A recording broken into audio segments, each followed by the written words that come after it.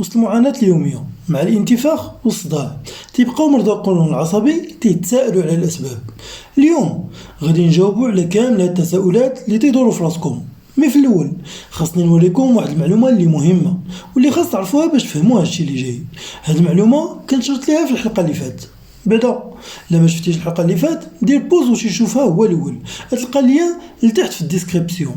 هادشي كامل غير باش تفهم معنا ليستوار من الاول وما تبقاش تلفان.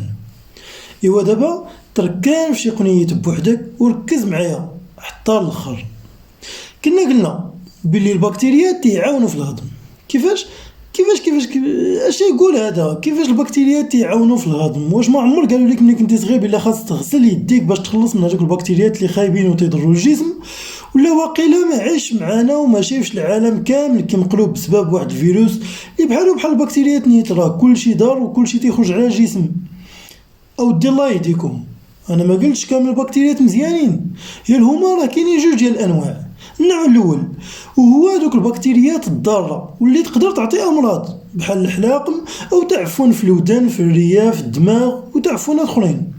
اما النوع الثاني فهو النوع المزيان واللي يقدر نلقاوه فوق الجلد في الجهاز الهضمي في المصران في الوالده واعضاء اخرين.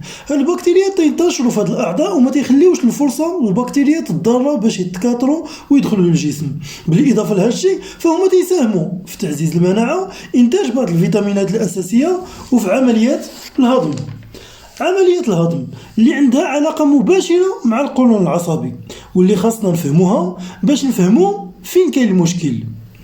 دابا انت منين تاكل هاد الاكل تيكونوا فيه مكونات مختلفه بحال البروتينات الدهنيات الالياف الفيتامينات والسكريات. هاد السكريات خاصنا نعرفوهم مزيان هكاك عليهم تتبنى الحميه المنصوح بها عند المرضى اللي تيعانيوا من القولون العصبي. دابا السكريات كاينين جوج ديال الانواع.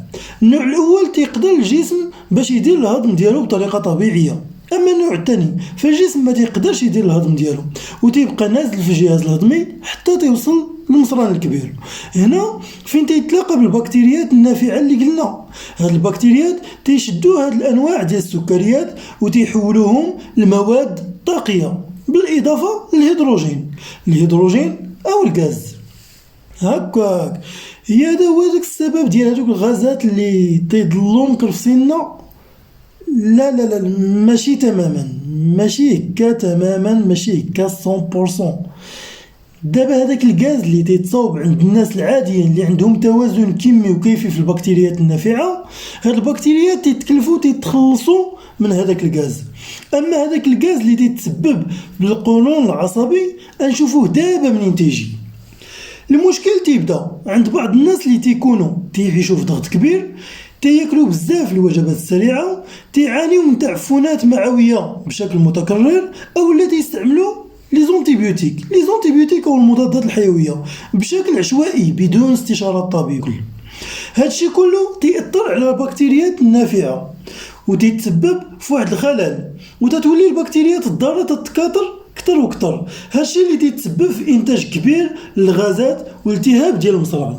هاد الالتهاب الموضعي مع الكميه الكبيره ديال الغازات اللي تتنتج تيأثر على الاعصاب الحسيه ديال المصران. هادشي اللي تيعطي الصداع عندكم بالاضافه لتأثر العضلات ديال المصران اللي تيزيد من الوقت ديال التخلص من المخلفات اللي تتكون داخل المصران. هادشي اللي تيعطي الفرصة للبكتيريات الضارة بالوجود ديال هذاك النوع الثاني من السكريات من التكاثر كتر وكتر. وهالشي اللي تيدخل المرضى في واحد الحلقة مفرغة واللي ما يقدر يخرجوا منها إلا من بعد ما يتخلصوا من السكريات اللي تتسمح لهذه البكتيريات الضارة من التكاثر. هادشي اللي تيدخل في حمية خاصة تتسمى فودماب واللي تعتمد على تجنب مجموعة من الأنواع ديال السكريات. هاد الحمية تدار في 3 ديال المراحل وماشي بصفة عشوائية. هاد المراحل تيدخلوا في الإطار ديال واحد التدخل علاجي متكامل اللي تيعتمد على الأدوية، العلاج النفسي والحمية الغذائية. باش فهموا مزيان هاد الخطة العلاجية تسناوني في الحلقة الجاية من فقرة مرض للنقاش. وما تنساوش ديروا جيم ابوني وفعلوا خاصية الجرس باش يوصلكم ديما الجديد ديالنا. خليتكم على خير ونتلاقاو في الحلقة الجاية.